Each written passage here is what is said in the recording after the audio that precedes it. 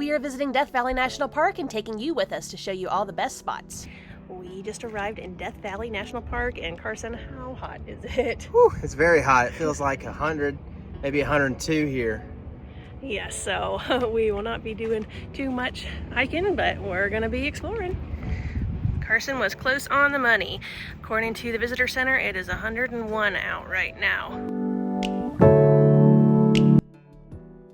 Our first stop after the visitor center was Dante's View, a popular panoramic viewpoint.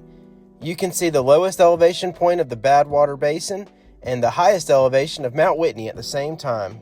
This viewpoint is at an elevation of about 5,500 feet, so the temperature is lower here than other areas of the park. There is ample parking at the top viewpoint. It is also a favorite spot for sunrise and sunsets. Beware, as winds can be stronger at the higher elevation, but it's definitely worth it for the bird's eye view of the park.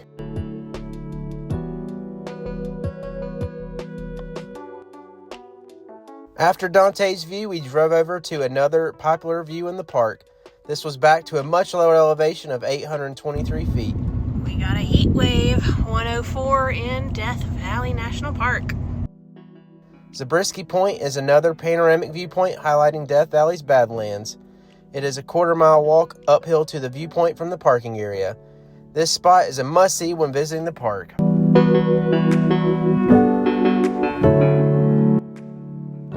We are standing here in the Badwater Basin, which is the lowest point in the Western Hemisphere, believe it or not. It's 282 feet below sea level. And as you can tell, it's pretty salty around me. Lots of salt. It's not much rain here, as it only gets 2 inches of rain per year or less.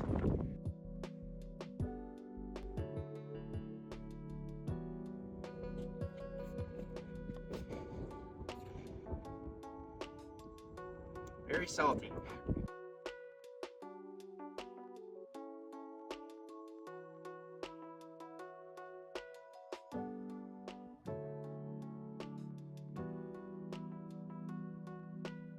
Next, we drove down the scenic Artist Drive, which is a one-way loop road with the main attraction being Artist Palette.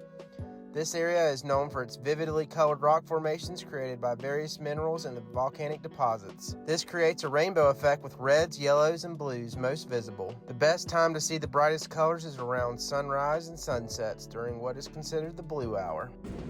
We stayed at the Stovepipe Wells Village campground in the park. Normally we like to boondock, but knowing how hot it was going to be here, we wanted to make sure that we would have somewhere with electric hookups so we could run our air conditioner for our dog while we're out exploring the park, since there's a lot of places that she can't go with us.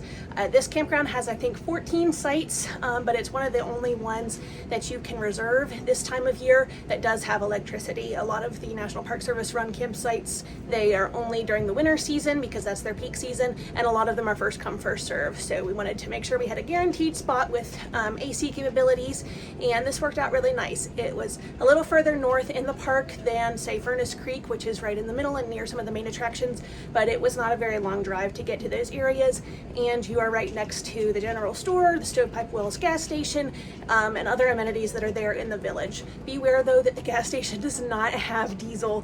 We figured that out the hard way and ended up having to drive a little bit out of our way to Beatty, Nevada to get diesel yesterday because we didn't want to pay $8 at Furnace Creek.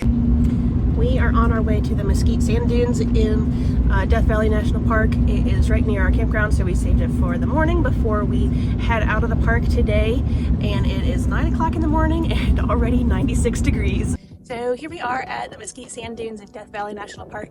It's definitely giving great sand dunes vibes like the National Park in Colorado, except not quite as vast. The dunes are not as tall, and the sand, I think, is a little bit finer and softer, and it can also get a lot hotter.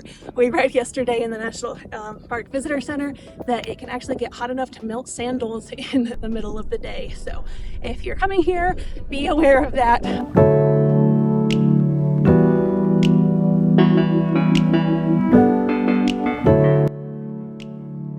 We love Death Valley National Park, and we know you will too. Like and subscribe for more national park content.